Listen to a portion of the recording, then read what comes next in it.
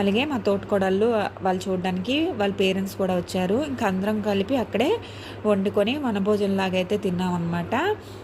కార్తీక మాసం కదా, ఇంకా పొలంలో వండుకొని తింటే వనభోజనంలాగా కూడా అయిపోతుందని చెప్పి ఇంక అక్కడికి వచ్చేసాము. మేము ఎలాగ ఎంజాయ్ చేసాం అనేది వీడియో లాస్ట్ వరకు చూసేసేయండి ఫ్రెండ్స్. ఉమ్మడి కుటుంబం అంటే అందరూ కలిసి ఇలా ఉంటే చాలా హ్యాపీగా ఫీల్ అవుతూ ఉంటాం కదా. కానీ అప్పుడప్పుడైనా అవకాశం ఉంటే ఇలా అందరూ కలిపి ఒకే దగ్గర వండుకొని తిని సరదాగా ఎంజాయ్ చేస్తే బాగుంటుంది కదా అనిపించింది. ఇంకా మేమంటే ఎప్పటికి అప్పుడు నాగుల చవితికి అప్పుడు మేము పొలంలో వండుకుంటాము. మా చిన్న మరిది వాళ్ళు మేము, వీళ్ళు ఎప్పుడు ఉండరు అనమాట. సంవత్సరానికి ఒకసారి వస్తారు. ఈసారి కార్తీక మాసంలో రావడం వల్ల ఇంక మేము అందరం కూడా పొలంలో అయితే వండుకున్నామండి.